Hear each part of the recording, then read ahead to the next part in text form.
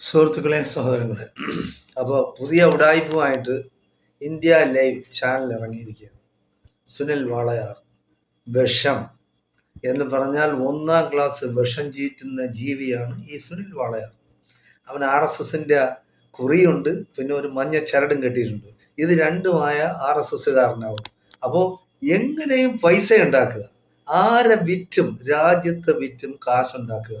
പറയാണ് ഇന്ത്യയുടെ യശസ് ഉയർത്തിപ്പിടിക്കാൻ, ഇന്ത്യയുടെ ശത്രുക്കളെ ഇല്ലാതാക്കാൻ, ഇന്ത്യക്ക് വേണ്ടി പടപൊരുതാൻ വേണ്ടിയാണ് ഇന്ത്യയിലെ ബാക്കിയുള്ള ചാനലുകൾ തമസ്കരിക്കുന്ന വാർത്തകൾ ജനങ്ങളിൽ എത്തിക്കാൻ വേണ്ടിയാണ് ഞങ്ങൾ പ്രവർത്തിക്കുന്നത്. ഒന്നുമല്ല.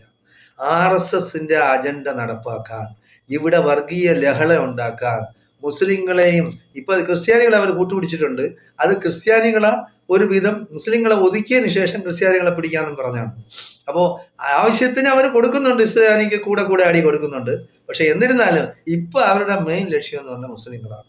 അപ്പോൾ ഇവനെന്ന് പറഞ്ഞാൽ ഈ സുനിൽ വാളയാർ എന്ന് പറഞ്ഞാൽ ഒന്നാം ക്ലാസ് വർഗീയത. അതായത് മുസ്ലിം പേര് കേട്ടാൽ മതി അവന് അലർജിയാണ്. അങ്ങനെയുള്ളവരാണ് പറയുന്നത്. നമ്മളിങ്ങനെ ഒരുപാട് കാര്യങ്ങൾ രാജ്യത്തിന്റെ നന്മയ്ക്ക് വേണ്ടി, രാജ്യത്തിന് ഒറ്റ കൊടുക്കുന്നവരെ നമ്മൾ തുറന്നു കാണിക്കുന്നതിന് വേണ്ടിയാണ് ഞങ്ങൾ ഈ ചാനൽ തുടങ്ങിയത്. ഇവരില്ലായിരുന്നപ്പോൾ ഇങ്ങനെ ഒരു ചാനൽ നേരത്തെ ഇല്ലായിരുന്നു. അപ്പൊ രാജ്യം പലരും കൂടി തിന്നുകൊണ്ട് കളഞ്ഞ്, ഒരുപാട് പേര് രാജ്യത്തെ ഭക്ഷിച്ചു കളഞ്ഞ്. ഇവിടെ ഒരുപാട് തെന്മാടികളും രാജ്യദ്രോഹികളും ഉണ്ടായിരുന്നു. സഹോദരങ്ങളെ, നമുക്കെല്ലാവർക്കും അറിയാം രാജ്യദ്രോഹികൾ ആരാണ്. രാജ്യദ്രോഹികൾ എന്ന് പറയുന്നതും ഭീകരവാദികൾ എന്ന് പറയുന്നതും നമ്മുടെ മഹാരാജ്യത്ത്, ഇന്ത്യ മഹാരാജ്യത്തുള്ളത് RSSകാരാണ്. സംശയം ഉണ്ടാവില്ലേ?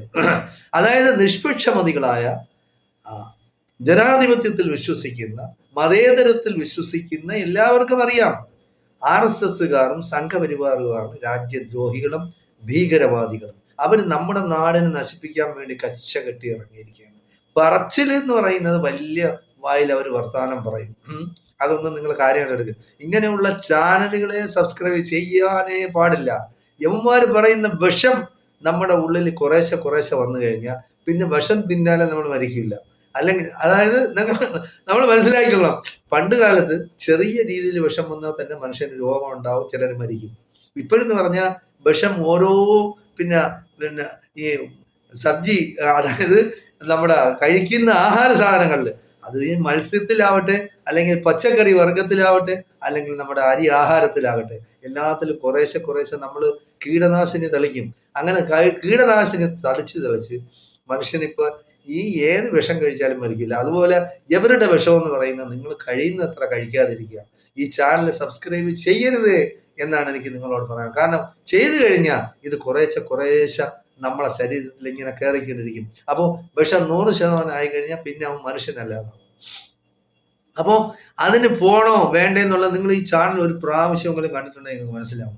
അതായത് എങ്ങനെ നാട്ടിൽ കലാപം അഴിച്ചിടാൻ നോക്കും, എങ്ങനെ വർഗീയ കുത്തിത്തിരിപ്പ് ഉണ്ടാക്കാൻ നോക്കും, എങ്ങനെ ജനങ്ങളെ വിഭജിക്കാൻ ഉണ്ടാക്കാം കഴിയുന്നു.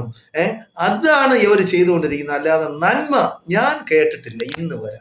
ഇവരൊരു നന്മ പറയുന്ന മനുഷ്യരെ, നമ്മൾ സഹോദരങ്ങളാണ്, നമ്മളെല്ലാം ഏകോദര സഹോദരങ്ങളാണ്. നമ്മളിവിടെ ജനിച്ചു, നമ്മളിവിടെ ജീവിക്കുന്നു, നമ്മളിവിടെ മരിക്കണം. ഏകോദര സഹോദരങ്ങളെ പോലെ കഴിയണം നമ്മുടെ രാജ്യത്തിന്റെ അഭിവൃദ്ധിക്ക് വേണ്ടി. അങ്ങനെ വേണം പറയാനുള്ള. അങ്ങനെ പറയുന്ന ചാനലുകൾ ഇവിടെ വളരെ കുറവാണ്. എന്തെങ്കിലും ഞാൻ ഒരുപാട് ചാനൽ നോക്കിയിട്ട് ഞാനല്ലാതെ ഇതാരും പറയുന്നത്, ഞാൻ വലിയ ആളായിട്ട് പറയല്ല, സത്യം പറയണം. നിങ്ങൾ ചാനലുകൾ ശ്രദ്ധിച്ചു നോക്കണം. മനുഷ്യർ പരസ്പരം സ്നേഹിക്കണമെന്നും സഹകരിച്ച് കഴിയണമെന്നും സൗഹാർദ്ദത്തിൽ കഴിയണമെന്നും ഈ വിദ്വേഷവും വെറുപ്പും മനസ്സിൽ നിന്ന് ഇല്ലാതാക്കണമെന്നും ഏകോദര സഹോദരങ്ങളെ പോലെ കഴിയണമെന്നും പറയുന്ന എത്ര ചാനലുണ്ടെന്ന് നിങ്ങൾ സ്വയം ചിന്തിച്ചു നോക്കി. എല്ലാ ചാനലുകളും നിങ്ങളെടുത്ത് ഒരു ദിവസമെങ്കിലും 1-2 അവരുടെ ചാനൽ വിശേഷങ്ങൾ നിങ്ങൾ അറിഞ്ഞതിന് ശേഷം നിങ്ങൾ ചിന്തിച്ചു നോക്കണം. കാരണം നമ്മൾ ഇന്ത്യക്കാരാണ്, അതിൽ സംശയമില്ലല്ലോ. അപ്പോൾ ഭാരതീയരാണെന്ന് വേണമെങ്കിലും പറയാം. ഇപ്പൊ ഈ സംഘപരിവാർ ചെയ്യുന്നെന്ന് പറയുന്നത് വേറെ ഒന്നുമല്ല. നിങ്ങൾ ചൈനയിലേക്ക് നോക്കണം, വേറെ എവിടേക്ക് നോക്കണ്ട. നമ്മുടെ അടുത്ത രാജ്യമാണ് ചൈന എന്ന് പറയുന്നത്. ചൈന എന്തുമാത്രം പുരോഗമിച്ച്, ടെക്നോളജി ആയിരുന്നാലും ശരി, അല്ലാത്തതായിരുന്നാലും ശരി, ഏത് രീതിയിലായാലും, സാമ്പത്തിക രംഗത്തായാലും ലോകത്തിലെ ഏറ്റവും വലിയ സാമ്പത്തിക ശക്തിയാണ് ചൈന എന്ന് പറയുന്നത്.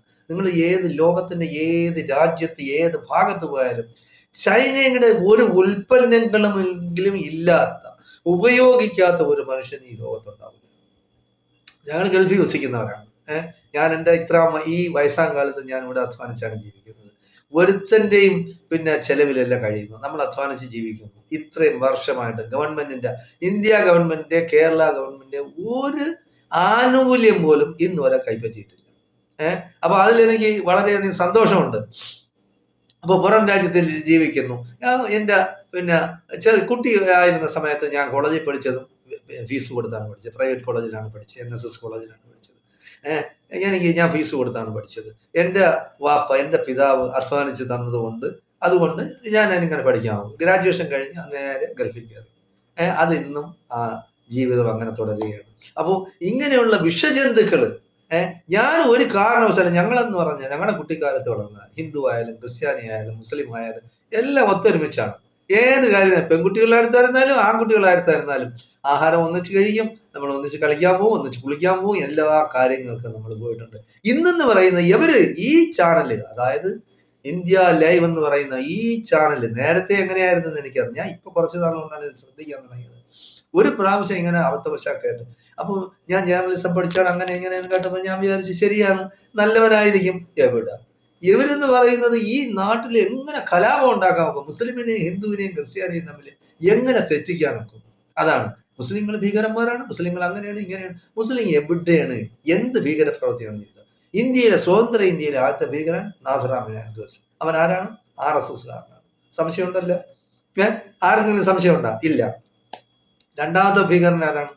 1992 അല്ല, ഡിസംബർ 6 ബാബരി മസ്ജിദ് പൊളിച്ചു. നൂറ്റാണ്ടുകളായി മുസ്ലിങ്ങൾ ആരാധിച്ചിരുന്ന ആ പള്ളി പൊളിച്ചു കളഞ്ഞിട്ട് അവിടെ ക്ഷേത്രം വെച്ചു. ആരാണ് ചെയ്തത്? സംഘപരിവാറുകാരും ഈ RSSകാരുമാണ് ചെയ്തത്. അത് നന്മയാണ്, നല്ലതാണ്. അതായത് അങ്ങനെ ഒരു ക്ഷേത്രം അവിടെ ഇല്ലായിരുന്നു. ക്ഷേത്രം പൊളിഞ്ഞിട്ടില്ല. അതായത് മുഗൾ ചക്രവർത്തിമാർ ഒരൊറ്റ ക്ഷേത്രവും പൊളിച്ചിട്ടില്ല. ചരിത്രം സാക്ഷിയാണ്.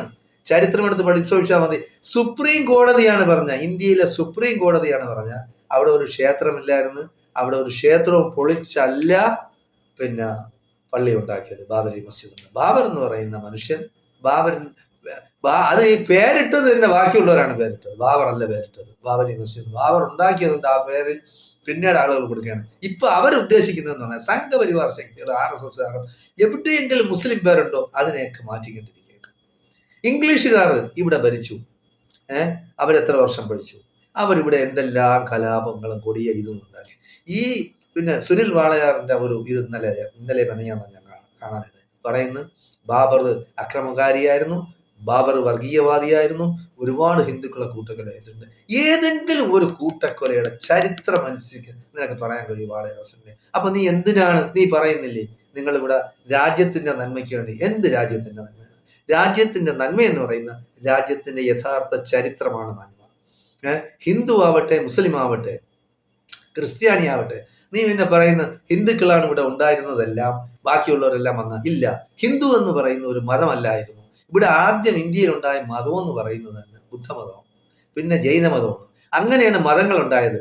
ഒരു മതത്തിലും ഇല്ലാത്ത ഹിന്ദു എന്ന് പറയുന്ന സംസ്കാരമാണ്. അത് മാത്രമല്ല, ഹിന്ദു എന്നുള്ള പേര് തന്നെ വിളിച്ചത് മുസ്ലിങ്ങളായ അറബികളാണ്. അതാണ് നീ മനസ്സിലാക്കുക. അതായത് നീ ചരിത്രം പഠിക്കണം. നീ ജേർണലിസം പഠിച്ചത് എന്താണെന്ന് എനിക്ക് അറിഞ്ഞൂടാ. നിങ്ങൾ ഈ കള്ളം ചാനലിൽ വന്നിരുന്ന് പറഞ്ഞിട്ട് ആളുകളെ വിഡ്ഢികളാക്കരുത്. അതിപ്പോ ഹിന്ദു ആവട്ടെ, മുസ്ലിം ആവട്ടെ, ക്രിസ്ത്യാനി ആവട്ടെ, എന്റെ അഭിപ്രായത്തിൽ ഞാൻ പറയുന്നതെന്ന് പറയുന്നത് ഹിന്ദു മതത്തിന് നിങ്ങൾ പഠിക്കും. ഹിന്ദു മതത്തിന്റെ അതിന്റെ വിശ്വാസം അനുസരിച്ച് ജീവിക്കും. ക്രിസ്ത്യാനികൾ ക്രിസ്തു മതം അനുസരിച്ച് ജീവിക്കട്ടെ, അവർ അതിനെപ്പറ്റി പഠിക്കട്ടെ. മുസ്ലിങ്ങൾ ഇസ്ലാം മതം അനുസരിച്ച് ജീവിക്കട്ടെ. ഇവിടെ എന്ത് കുഴപ്പം? ആർക്കെന്ത് കുഴപ്പം? ആരും ആരെയും കൊല്ലാൻ പറഞ്ഞിട്ടില്ല. ഒരു മതങ്ങളും ആരെയും കൊല്ലാൻ പറഞ്ഞു. ഇസ്ലാമിൻ കൊല്ലാൻ പറഞ്ഞു എന്നും പറഞ്ഞ് ചില ഭാഗങ്ങൾ എടുത്ത് അടർത്തുന്നെന്ന് പറയുന്ന ഇസ്ലാം ഈ മനുഷ്യൻ, അതായത് യഹൂദന്മാരും ക്രിസ്ത്യാനികളും മുസ്ലിങ്ങളും വിശ്വസിക്കുന്നതാണിത്. ഹിന്ദുക്കൾ വിശ്വസിക്കണമെന്നില്ല. ഞാൻ പറയണം, ചരിത്രം പറയണം. അതായത് ആദമിന് ഹവ്വ എന്ന് പറയുന്നതും ആണ് ആദ്യത്തെ മനുഷ്യനും മനുഷ്യ സ്ത്രീയും. ഇവരിൽ നിന്നുണ്ടായ സന്താന പരമ്പരയാണ് ഇന്ന് കാണുന്നതാണെന്നാണ് ഈ ക്രിസ്ത്യാനികളും യഹൂദന്മാരും മുസ്ലിങ്ങളും വിശ്വസിക്കുന്നത്. അതിപ്പോ ഹിന്ദുക്കൾ വിശ്വസിക്കണമെന്ന് നിർബന്ധമൊന്നുമില്ല. അവർ വിശ്വസിക്കുന്ന ഇപ്പൊ പറയും ഏക സെല്ലുലാർ പ്രോട്ടോപ്ലാസത്തിൽ നിന്നുണ്ടായി എന്നാണ് അവരൊക്കെ വിശ്വസിക്കുന്നെങ്കിൽ അത് ഡാർവിൻ തിയറിയാണ്. ഡാർവിൻ എന്നാണ് ഉണ്ടായത്, അതിനുശേഷമല്ലേ ഈ തിയറി ഉണ്ടായത്. അപ്പൊ അതിനു മുമ്പ് എങ്ങനെയായിരുന്നു? സുഹൃത്തുക്കളെ, നമ്മൾ മനസ്സിലാക്കാനുള്ള പണ്ട് കാലത്ത് ഇവിടെ വിശ്വസിച്ചിരുന്നത് സൂര്യൻ ഭഗവാനാണ്, ചന്ദ്രൻ ഭഗവാനാണ്, ഭൂമി ദേവിയാണ്. സൂര്യ ഭഗവാൻ ഭൂമിയിലെ ദേവിയുമായിട്ട് ശാരീരിക ബന്ധത്തിലിട്ട് മക്കളുണ്ടായി എന്ന് വിശ്വസിച്ച ഒരു സമൂഹമാണ് ഇന്ത്യയിൽ ജീവിച്ചിരുന്നത്. ഇന്ത്യയിൽ മാത്രമൊന്നുമല്ല, അത്ഭുതമായ എന്ത് കണ്ടാലും അതിന് ആരാധനയോട് കണ്ടിരുന്ന ഒരു ജനവിഭാഗം പണ്ട് കാലത്തുണ്ടായിരുന്നു. അതുകൊണ്ടാണ് പ്രവാചകന്മാരുണ്ടായത്. ജനങ്ങളെ അന്ധകാരത്തിൽ നിന്നും വെളിച്ചത്തിലേക്ക് നയിക്കാൻ വേണ്ടിയാണ് പ്രവാചകന്മാരുണ്ടായത്. ആ പ്രവാചകന്മാര് ദൈവത്തിന്റെ നമ്മളെ സൃഷ്ടിച്ചെന്ന് പറഞ്ഞാൽ നമ്മൾ മനസ്സിലാക്കാനുള്ളത് ആയിരക്കണക്കിന് കിലോമീറ്റർ നെർവ്സ്, ഞരമ്പുകൾ നമ്മുടെ ശരീരത്തിലുണ്ട്, നമ്മുടെ കണ്ണുണ്ട്. ഈ കണ്ണൊക്കെ എന്ന് പറഞ്ഞാൽ എന്ത് അത്ഭുതമാണ്! എങ്ങനെ, എവിടെയാണ് ഇത് ഫിറ്റ് ചെയ്തിരിക്കുന്നത്? ആരെങ്കിലും കൊണ്ട് ഫിറ്റ് ചെയ്തതാ? മൂക്ക്, നമ്മൾ ശ്വസിക്കുന്ന മൂക്ക്, നമ്മൾ ശ്വസിക്കുന്ന വായു, ഇതൊക്കെ ആരാണ് അഡ്ജസ്റ്റ് ചെയ്തത്? നമ്മളെ പല്ല്, നമ്മളെ നാക്ക്, നമ്മളെ മൂക്ക്, നമ്മളെ ചെവി, കേൾക്കുന്നത്, ഇതെല്ലാം നമ്മൾ ആലോചിക്കണ്ടേ? നമ്മുടെ ഹൃദയം, ആ മക്കീന, ആ എഞ്ചിൻ ഏതെല്ലാം രീതിയിലാണ് പ്രവർത്തിക്കുന്നത്? സ്ത്രീക്ക് ശരീരത്തിൽ വരുന്ന രക്തം, എന്നിട്ട് അവർക്ക് പ്രസവിക്കുമ്പോൾ കുട്ടിയെ കൊടുക്കാനുണ്ടാകുന്ന പാല്, ഇതൊക്കെ എങ്ങനെ സംവിധാനം ചെയ്യും? ചുമ്മാ ഉണ്ടാവും. അപ്പൊ ഇതിനൊരു സൃഷ്ടാവ് ഉണ്ടാവും. ആ സൃഷ്ടാവിനെയാണ് മുസ്ലിങ്ങൾ വിശ്വസിക്കുന്നത്. ആ സൃഷ്ടാവിനെയാണ് ഞങ്ങൾ ആരാധിക്കുന്നത്. ഇത് ആർക്കും എന്തുവാവാം. നിനക്ക് വേണമെങ്കിൽ ആരാധിക്കാം, വേണമെങ്കിൽ ഇസ്ലാം ആരെയും ഒരു മതമാണ്. നിങ്ങൾക്ക് നിങ്ങളുടെ മതം, ഞങ്ങൾക്ക് ഞങ്ങളുടെ മതം. അങ്ങനെയാണ് ഇസ്ലാം പറഞ്ഞിട്ടുള്ളത്. അല്ലാതെ ആരെങ്കിലും ആക്രമിച്ചു കൊല്ലുന്നില്ല. അത് മാത്രമല്ല, മുസ്ലിങ്ങൾ വിശ്വസിക്കുന്നു, ക്രിസ്ത്യാനികൾ വിശ്വസിക്കുന്നു, യഹൂദന്മാർ വിശ്വസിക്കുന്നു. നേരത്തെ ഹിന്ദു ആൾക്കാർ വിശ്വസിച്ചിരുന്നത് എന്താണ്? സ്വർഗവും നരകവും ഉണ്ടെന്ന് തന്നെയാണ്. അപ്സരസുകളെ പറ്റി ഹിന്ദുമതം പറയുന്നുണ്ടല്ലോ. അപ്പൊ മുസ്ലിങ്ങള് പിന്നെ ഹൂറികളെ പറ്റി പറയുമ്പോഴത്തേക്ക് എന്താണ് അവരെ കളിയാക്കുന്നത്? അപ്സരസുകളെ പറ്റി ഹിന്ദുമതത്തിലും പറയുന്നുണ്ട്, എല്ലാത്തിലും പറയുന്നുണ്ട്. അപ്പൊ ഇതെല്ലാം ജനങ്ങൾ ഇങ്ങനെ ആകാശത്ത് നോക്കി പ്രാർത്ഥിക്കുന്നത് ഞാൻ കണ്ടിട്ടുണ്ട് കുട്ടിയിലെ. ഹിന്ദുക്കളും മുസ്ലിങ്ങളും എല്ലാവരും ആകാശത്ത്. അപ്പൊ ദൈവം എവിടെയാണ്? ആകാശത്ത് തന്നെയാണ്. അപ്പൊ ഞാൻ കൂടുതലായിട്ട് ദീർഘിപ്പിച്ച് ഇതിനെ കുളം കോരാൻ ആഗ്രഹിക്കുന്നില്ല. അപ്പോ ആർക്കും ഏത് മതവും വിശ്വസിക്കാം, അതിനനുസരിച്ച് ജീവിക്കുകയും ചെയ്യാം. ഇവിടെ ആർക്കും ഒരു കുഴപ്പമില്ല. പിന്നെ മുസ്ലിങ്ങളെ ഭീകരന്മാരാണെന്ന്, മുസ്ലിങ്ങളെ രാജ്യദ്രോഹികളാണെന്ന്, നിങ്ങൾ രാജ്യദ്രോഹികളെ ലിസ്റ്റ് എടുത്ത് നോക്കിയാൽ അറിയാം. UP-യിൽ നിന്ന് 2 പേരെ അറസ്റ്റ് ചെയ്ത്, ഡൽഹിയിൽ 4 പേരെ അറസ്റ്റ് ചെയ്ത്, ഹരിയാനയിൽ വേറൊരുത്തനെ അറസ്റ്റ് ചെയ്ത്. ഇതൊക്കെ സംഘപരിവാർ ബന്ധമുള്ള ഹിന്ദുക്കളാണ്. അപ്പൊ അത് മനസ്സിലായി. അതൊന്ന് ഈ പൊട്ടൻ ഈ സുനിൽ വാളയാർ എന്തുകൊണ്ടാണ് ചർച്ചയാക്കാത്തത്? അതെങ്കിലും ഒരു മുസ്ലിം പേരുകാരനായിരുന്നെങ്കിൽ അതിങ്ങനെ ദിവസങ്ങളോളം ചർച്ച ചെയ്യും. അവര് കുറച്ചു പേരാണ്, വേറെ ആർക്കും അവിടെ സംസാരിക്കാനുള്ള സൗകര്യമില്ലല്ലോ. അവരങ്ങനെ ചർച്ച ചെയ്യണം. അപ്പൊ മുസ്ലിങ്ങൾ ഭീകരന്മാരാണ്, ഒറ്റുകാരാണ്. ഈ ലോകത്ത്, അതായത് നിങ്ങൾ ലോകത്തെ ഏത് രാജ്യമാണ്, മുസ്ലിങ്ങൾ ഒറ്റിയ ചരിത്രം. മുസ്ലിങ്ങൾ ഒറ്റൂല. ഒരു ദൈവവിശ്വാസി, ഇസ്ലാം മത വിശ്വാസി ഒരു കാരണവശാലും ഒറ്റൂല. അത് ഇവിടെയുള്ള നമ്മുടെ കേരളത്തിലുള്ള എല്ലാ ഹിന്ദുക്കൾക്കും ക്രിസ്ത്യാനികൾക്കും അറിയാം. മുസ്ലിങ്ങളെ വിശ്വസിക്കാൻ കൊള്ളാമെന്നും അവർ അയൽപക്കക്കാരായിരുന്നു, നമുക്ക് നന്മയാണ് ഉണ്ടാവുന്നതെന്നും നല്ലതാണെന്നും എല്ലാവർക്കും അറിയാം.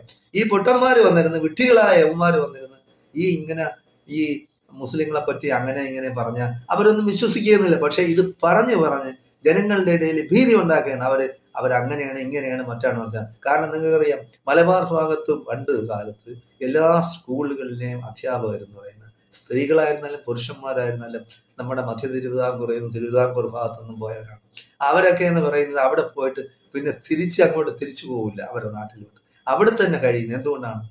അവിടെയുള്ള ആൾക്കാർ അത്രയും നന്മയുള്ളവരാണ്, നല്ല സ്നേഹമുള്ളവരാണ്, അവർ ഏത് രീതിയിലും സഹായിക്കുന്നവരാണ്. അതുകൊണ്ടാണ്. അപ്പൊ ഇങ്ങനെയുള്ള വിദ്വേഷവും വെറുപ്പും പുലർത്തുന്നവർക്ക് അങ്ങനെ നല്ല സുഹൃത്തുക്കൾ ഉണ്ടാവണമെന്നില്ല. അവരുമായിട്ട് സഹകരിക്കാത്തതിന്റെ കുഴപ്പമാണ്. കാരണം എന്ന് പറയുന്നത് അവരുടെ ബുദ്ധി മരവിച്ചവരാണ്.